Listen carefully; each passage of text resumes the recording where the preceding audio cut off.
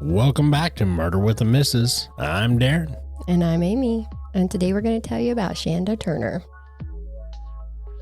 Don't forget to smash that like button. Check out the description for the links of all of our podcast platforms, Cash App, and Buy Me a Coffee. Like, share, subscribe, and don't forget to tell your friends. Welcome back. It's Friday. Yeah. It's time for the weekend. Yes. Time to go party, have some beers or whatever. Coffee. Okay. Coffee. Whatever you got. Whatever you guys do. Whatever your vice is. Whatever your vice is. You know? Oh, Lord. Maybe go out and have some dinner. Ooh. You know? Date night. Yeah, date night, whatever, you know. Do you, boo. Whoa. Okay. Anyway. All right, let's get to it.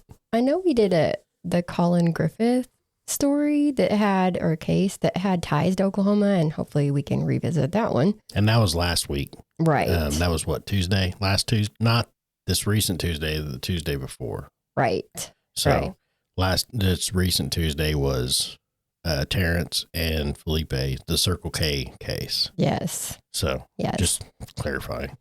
But I feel like we haven't done an Oklahoma in a minute, so I wanted to do one, and this one's up. There we go. There is a trigger warning for this one for self-harm, so safety first, as always. Trigger warning. There's also a lawyer involved in this one, so I feel the need to say up front that we are expressing our personal opinions. They hold no weight in an investigation. They are just how we feel, and we are entitled to that. We are for entertainment purposes only. Yeah. Don't sue me. Okay. I mean, really? What? I mean, come on. That's why we're here. We're here to get the story out. You know how often Nancy Grace gets We're here to keep a story going, to keep people's information out there. And sometimes we have strong opinions on what happened. I have very strong opinions about a lot of stuff. Yes. And everything. And if you can't take it, don't do it. Don't do it. Yeah. Very true. I like the way you said that. Yep. We are talking about Chanda Turner. She was raised in and graduated from school in Elmore City, Oklahoma. And we have a lot of small towns here. Hell, we live in one. But according to the 2020 census, the population of Elmore City was up to 738 people. So that should give you an idea of the area that we're in this case. She had been born on May 4th of 1977 to Joe Dale and Donna Jean. Joe and Donna would go on to say that if Chanda was in the room, that there was going to be laughter because she was funny and vivacious. Same girl. I'm the same way. So it was a little hard for them and anyone who knew her really to believe that on Thursday, July 13th of 2000, 23-year-old Chanda had been found outside of her house in Pauls Valley with a self-inflicted gunshot wound. There was just no way. Donna and Chanda had been shopping together the Saturday before. The family celebrated a grandmother's birthday on Sunday. She had just talked to her on the phone, and Donna said that Chanda told her that she would call her tomorrow when she made a doctor's appointment. And that was her state of mind just hours before her death. So nobody was buying it. Yeah, but that didn't always mean anything. That alone, no. You know what I mean? You're right. That alone, no, means nothing. We're not saying that it is what it is, but... Right. But it always causes people to believe, a person's mental status right before something like this happens. It's kind of important to point out where they were. Yeah. But I'm not going to make a judgment just off of one paragraph either. Nope. Not all by itself. Putting on a front so you don't worry people who love you is also very common. So you just got to take this as a piece to a bigger picture. Always keep that in mind. Exactly. Chanda had been talking about starting paralegal school in the fall. She was currently working at a law firm and liked it, so she was planning on making it go further. Like, I like what I do here. I'm interested. I want to be a paralegal. So she was making plans. And Donna was the one that the sheriff's office made the notification to that day. Joe was about 12 hours away for work. And he said that he normally would call home in the evenings when he was out of town just to check in and talk about Donna's day. But on this day, he randomly called just after 7 in the morning. So he feels like that was maybe his gut instinct that he needed to call home. And Donna had tried telling him just to come home. But you can't just say that without the other person questioning and demanding answers. Like, why are you talking like that? What's going on? So she ended up having to tell him that his daughter had been found. And it seems the sheriff's office had come to the door asking if she had a daughter named Chanda. Donna said yes. And she was told, well, she's dead. That was really how he said it? That's what Donna says. So I was like, wow. Okay, that person maybe shouldn't do death notifications anymore. That was kind of That's harsh. That was like heartless. Very, yeah. Now, after she heard that, she said she remembered hearing someone talking. Someone was saying her name. She was aware that people were there, but she must have blacked out because she suddenly couldn't answer. She couldn't see straight. Like, you know how it is. They find out that Chanda had a gunshot wound to the chest. So the fact that she was not showing signs of wanting to hurt herself, the fact that she was making plans for her future, and now they find out she supposedly shot herself in the chest, which is not a typical location for self-harm. Red flags are flying. Yeah. They knew that she would have been taken to the medical examiner's office, right? Because an autopsy would need to be done. Typically, in an unintended death, it's required. But when they asked where they took her so that they could go to her, Joe and Donna were told that she had been taken to a funeral home. Now, when they got to see her, they were shocked. There were a lot of bruises, scrapes, and cuts on her. Bruises on her arms, legs, shoulder, all different parts of her body. And Joe says that it looked like she had been beaten up from the neck down. So Donna took pictures of the injuries, and then they headed to Shanda's house. A house that Chanda lived in with her boyfriend, Robbie Tucker. Okay. So now I see where this is going. Maybe, maybe not. Well, I'll go where the evidence leads me. There you go. Good call. Robbie was the one who had actually found her. Of course. Evidence, remember? Okay. His version of events is that on Wednesday, they hung out a lake with another couple, Heather and Andy. They had all been drinking, as you do. Okay. And Andy ended up getting into an argument with Chanda and Robbie, so he took off, leaving Heather behind. Now, she ended up going to Chanda and Robbie's house to sleep on the couch. In fact, she was still asleep on the couch until the police woke her up. She was out. She told them that before falling asleep, Chanda was smiling and happy, just like she always was. Now, Robbie says that he was asleep, but he woke up to see Chanda wasn't in bed. He went to look for her, but she wasn't in the house either. He went out the door on the south side of the house, so it's like the back door, and found Chanda on the steps outside, slumped over. He tried to check her to see if she was alive, so he moved her off the steps and laid her on the ground. After he realized that she was dead, he left and went to his dad David's house, which was about half a mile down the road. He says it was to get help and use the phone to call 911. So Robbie called 911. No, he did not. He and David went back to Robbie's house. It was over an hour after he found the body that his stepmother, Sandra, called 911. She said, "We think a lady's been shot." We think a lady's been shot. Yes. We think a lady's been shot. I don't know the details. I don't know nothing. I was just told to call you. I think she's real bad.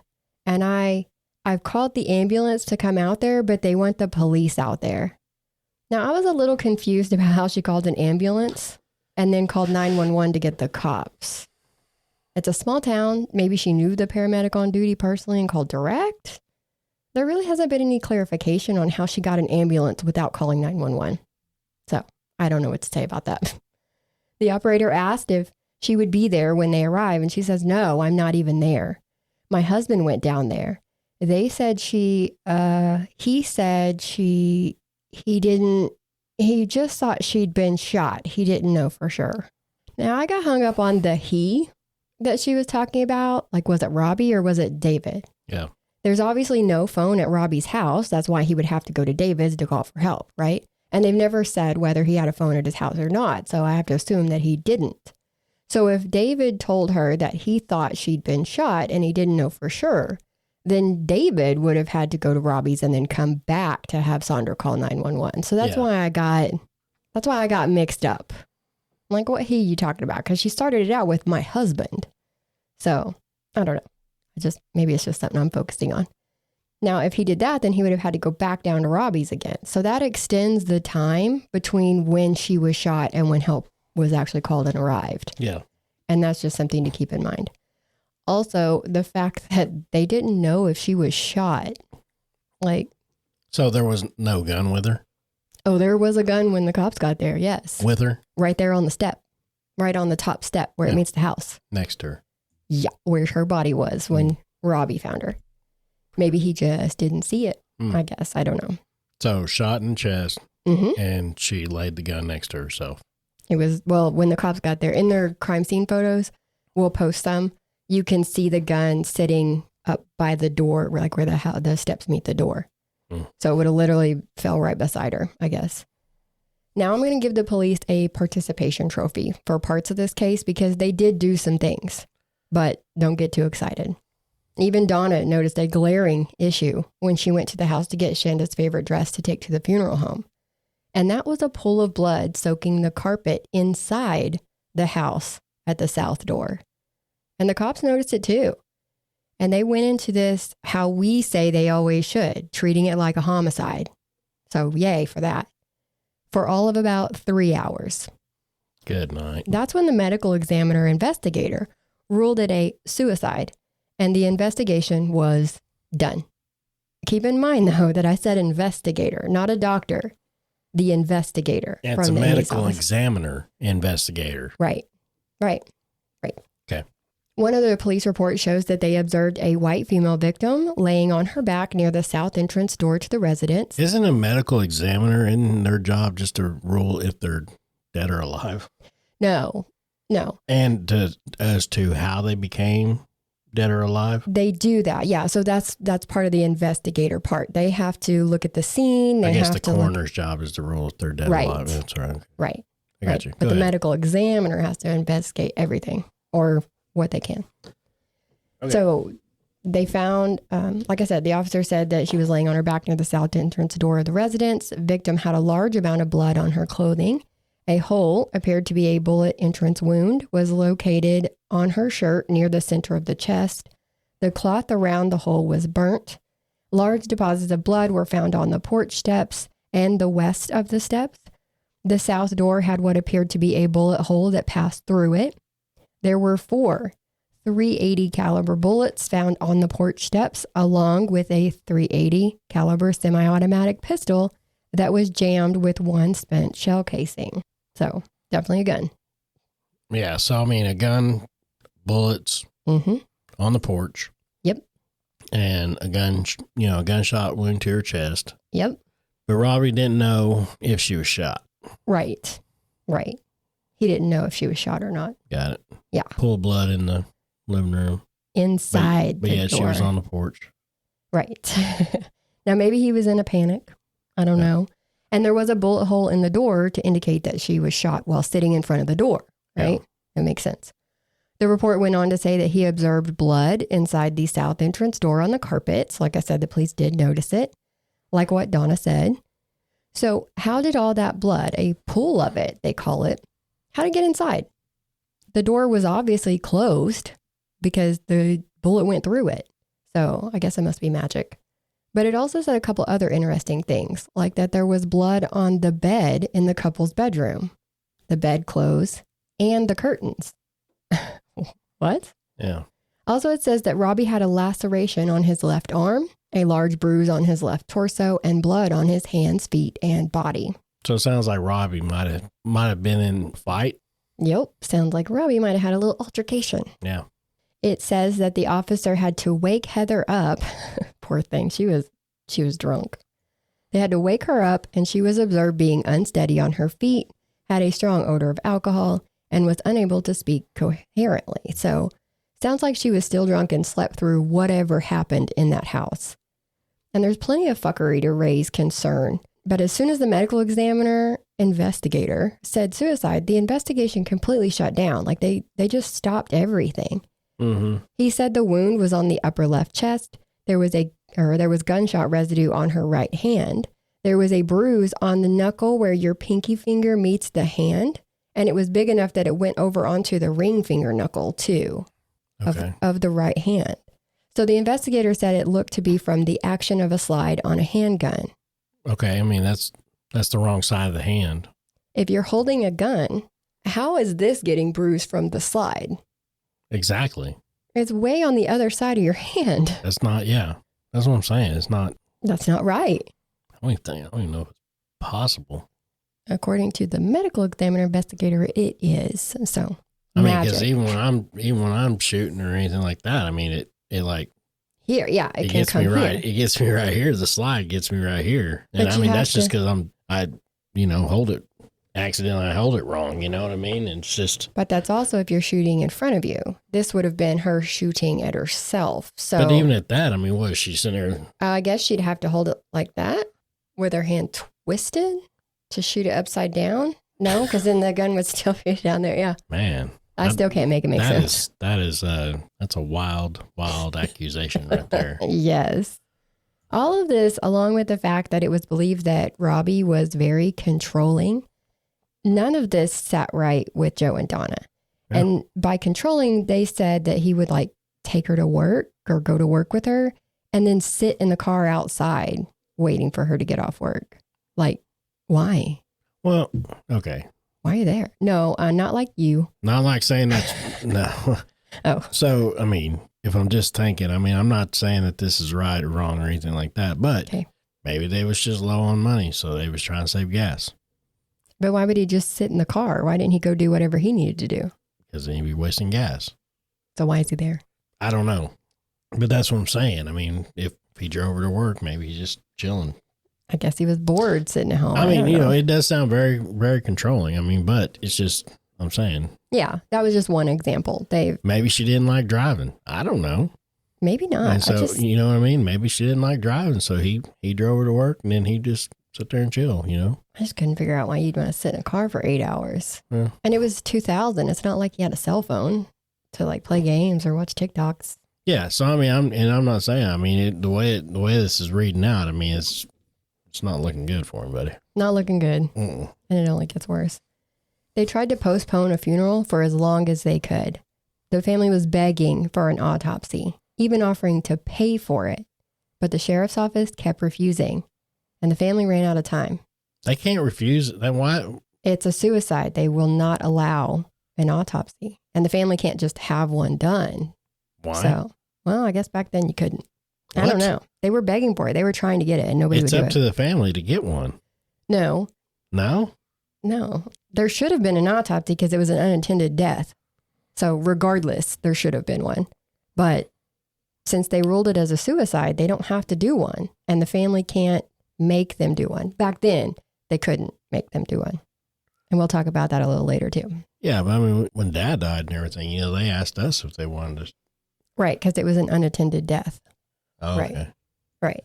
And that was in 07. But I would think that would be up to the family, not up to whoever. I mean, I would think that if the parents didn't agree with a decision or whatever, then the parents should be able, or the family should be able to say, yes, we want a second opinion. I want you to keep that in mind. Okay. Did we go talk about it? Okay. So they had to bury her for now.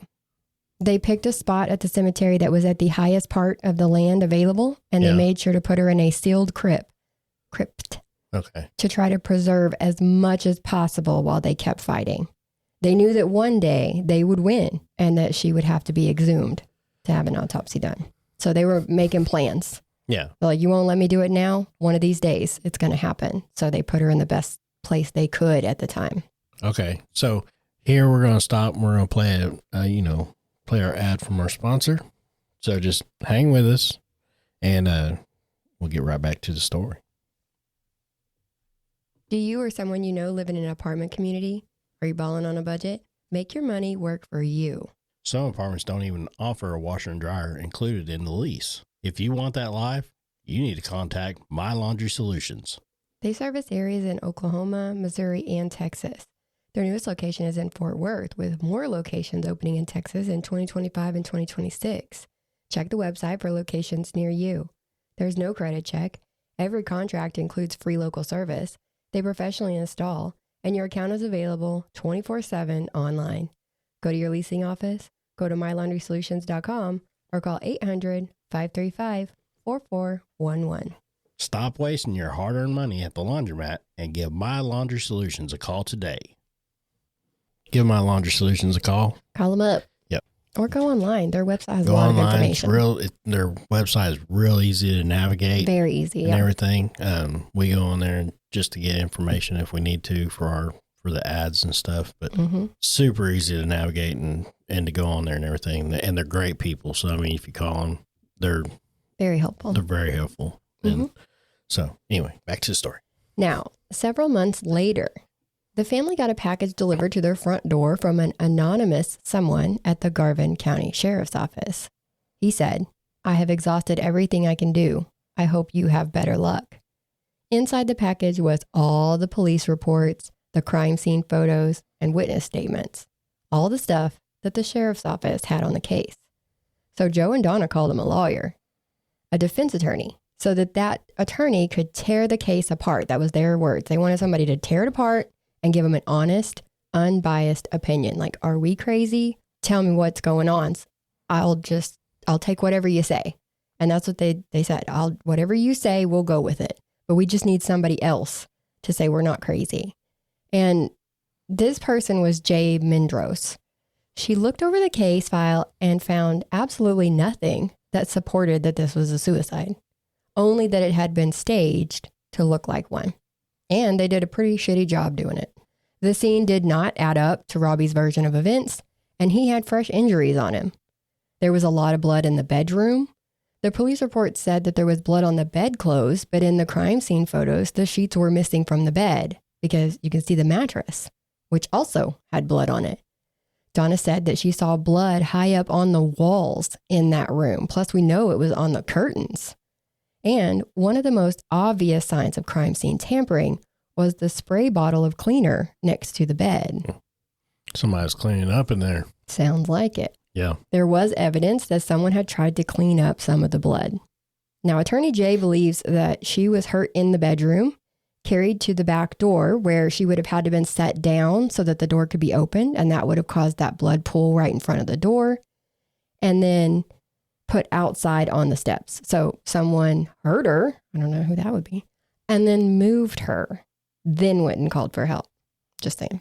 They were saying that there was not enough blood on the steps to support the story that she had shot herself right there on the steps. That made me think about the time in between when she was found and when 911 was called. Because based on Robbie's timeline, like I said, there was over an hour of time. And a theory is that he went and got his dad to help him move her outside. Mm-hmm. Yep. Allegedly. Now, the sheriff's office said that all the blood inside the house was just transfer from Robbie. When you see these blood pools, come on now. Even though he himself had said he didn't remember going back into the house after he found Chanda. I guess he either slept with his car keys in his pocket or he left them in the vehicle then, because how'd he drive to his dad's house?